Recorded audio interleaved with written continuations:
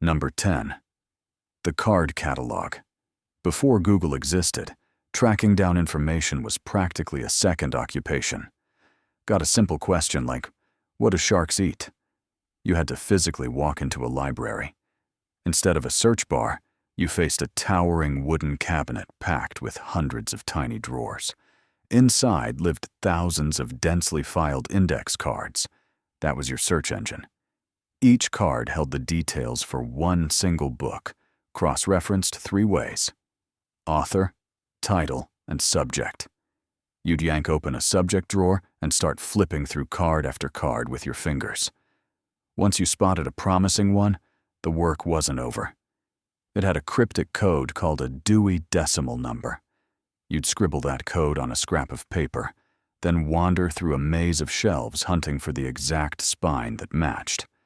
On a good day, the whole process burned 20 minutes, and the most crushing outcome possible: the book was already checked out. No related results, no backup links, just a dead end. The most remarkable thing was that librarians had this entire analog system memorized. They knew which drawer, which aisle, which shelf. Walking, breathing human search engines. Number 9. The Anti-Jogging music player. The Discman was a groundbreaking device that let you listen to music anywhere, provided you stayed completely still. It worked by bouncing a tiny laser off a spinning disc, which sounds impressive until you so much as flinched. The laser lost its place immediately, and your song dissolved into a robotic glitch, an ear-splitting skip right at the peak of your favorite track. Because of this, an entire generation developed a bizarrely deliberate walking technique. Slow, even steps, arms floating for shock absorption, like carrying a full bowl of soup across a tightrope. Running was impossible. Riding a bike, forget it. Taking stairs required holding your breath. Companies eventually released anti-skip protection, which helped roughly as much as a screen door in a hurricane, and you could only play one album at a time. Want variety? You lugged a bloated CD wallet everywhere. Kids today have 100 million songs in their pocket and complain about a 2-second buffer. We carried a plastic disc like it was a sleeping newborn. Number 8. Passing notes. You'd scribble a message on a torn piece of notebook paper, fold it into the tightest geometric shape humanly possible, and then pass it across an entire classroom while the teacher was literally standing right there. No phones, no vanishing messages, just a tiny piece of paper making a covert journey through hostile territory. The consequences were genuinely terrifying. If your teacher intercepted that note, she wouldn't just take it. She'd read it out loud, to everyone, while you sat in burning shame. You developed paper folding skills out of pure necessity. The tight rectangle, the compact triangle. These kids were essentially amateur structural engineers. The relay system had unspoken rules. Wait for the teacher to face the board. Slide the note to your desk's edge. The next person grabs it without glancing down. A relay race where the baton was your entire social reputation. If anyone fumbled, everybody froze. Massive pressure for a note that usually just asked, "Do you like him?" Circle yes or no. Number 7. The human antenna. Before Wi-Fi, getting a watchable TV signal was practically a profession. Every set had 2 long metal rods jutting from the top. Rabbit ears. And they were completely useless unless handled with surgical precision. You'd hunch over the television for 20 minutes, tilting one antenna left and the other at exactly the right angle. The moment you stepped back, the screen turned to snow. So you'd just stay there, frozen, hand resting on the metal because your body literally acted as a signal amplifier. One arm extended, one knee raised, looking like a bewildered flamingo. And somehow, that was the one position that produced a clear picture of Wheel of Fortune. People wrapped the tips in aluminum foil. No one knew why it worked. You just did it. Some households had a dedicated antenna kid. Your job, Stand right here, grip this rod, and don't move. The static wasn't just visual either. It was a deafening wall of white noise while you scrambled to find the sweet spot. There was a very specific dread when a good show started. The picture went fuzzy, and you had 30 seconds to fix it before missing the opening scene. That was cardio. That was survival. Number 6. The phone book. Every year, a thick, heavy book appeared on your front step. The phone book. It contained the first name, last name, home address, and personal phone number of virtually every person in your city. Your complete identity, printed in a physical volume and delivered free to every household in town. Today, if someone posted your home address publicly online, you'd contact the authorities. Back then, the phone company did it every single year, and people mostly just used the book as a booster seat for small children. The New York City edition was so dense, people claimed it could stop a bullet. If your last name was something common like Johnson, you'd drag your finger down 3 full columns of Johnsons, hoping you had the right one. The wildest part, you couldn't opt out by default. Your personal information was public unless you paid the phone company a monthly fee for an unlisted number. A subscription just to keep your address private. Nobody found that remotely strange. Number 5. Navigating by printed paper. Before GPS, traveling somewhere unfamiliar was a logistical operation. The night before a road trip, you'd sit down at the family desktop, open MapQuest, type in your destination, and wait. The printer would screech to life and spit out 14 pages of turn-by-turn directions. 14 pages for a drive 3 towns over. Page 1. Exit your driveway. Page 14. You've arrived. Everything in between read like an adventure novel. Miss one turn and it was over. No calm voice saying, recalculating. No blue dot showing your position. You were simply lost. You'd pull into a gas station and ask a stranger for help.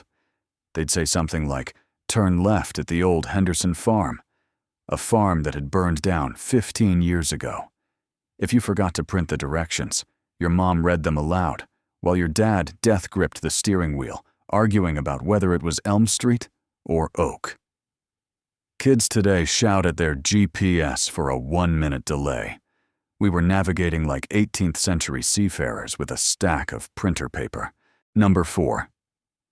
The high-stakes art of burning.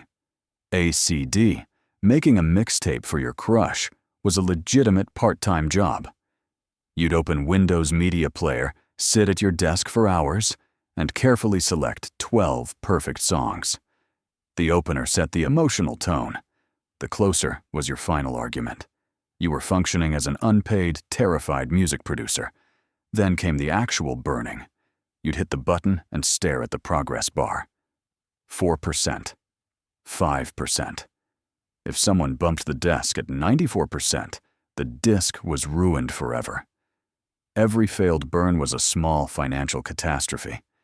If you were really serious, you designed the cover art by hand, wrote their name on the disc in your neatest Sharpie lettering, practicing first on scrap paper, and presented it at school like handing over an award. Today, a kid types 2 words and pastes a streaming link. A burned CD meant someone gave up an entire Sunday afternoon for you.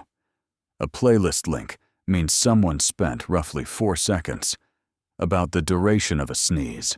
Number 3. The cereal box treasure hunt. You used to choose your cereal based entirely on what toy was buried inside. The moment you got home from the grocery store, the actual cereal became irrelevant. You'd flip the box upside down, or better yet, plunge your entire arm wrist deep into a bag of Lucky Charms like a surgeon, fishing through thousands of marshmallow pieces with your bare hand. The moment your fingers brushed something plastic at the bottom, pure gold. Sometimes it was incredible. A working periscope, a pullback race car.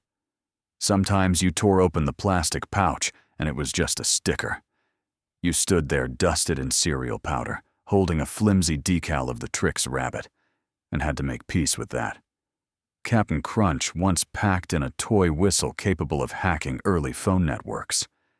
Kellogg's put actual cassette tapes inside boxes. Try explaining that to a kid today. You got a music tape with your breakfast? Yes, and it was the greatest morning of my entire childhood.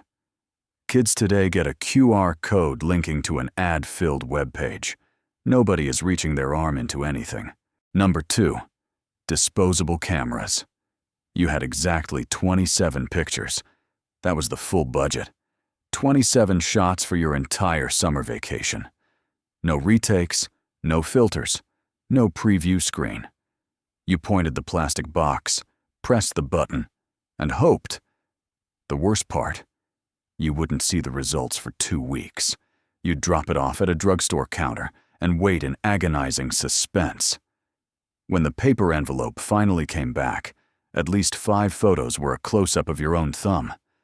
3 more were completely black because someone forgot the flash. 1 was a perfectly composed shot of a ceiling. And there was always a mysterious photo near the beginning of the roll. A blurry dog, or your uncle mid-sneeze, from God knows when. Kids today take 47 near-identical selfies just to pick one. Back then, you had 27 frames for an entire summer, and somehow made it count. Those blurry, dark, finger-obstructed photos carried more weight than any perfect, filter-adjusted portrait ever will.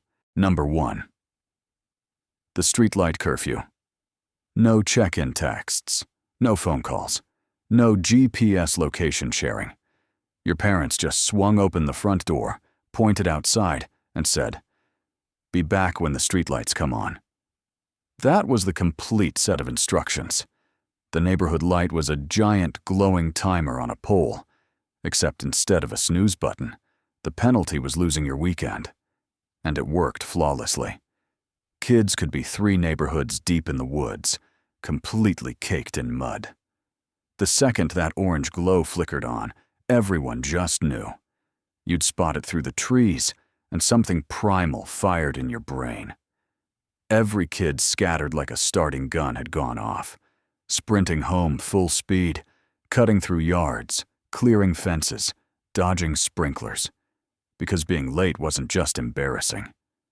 Your mom would be standing at the front door, arms crossed, with a look that made it clear dinner was cold, and your Saturday plans had already evaporated. The most staggering part, your parents had absolutely no idea where you were all day. No tracking, no updates, no check-ins. Just complete, unflinching trust that you'd figure things out, stay alive, and walk back through that door before dark.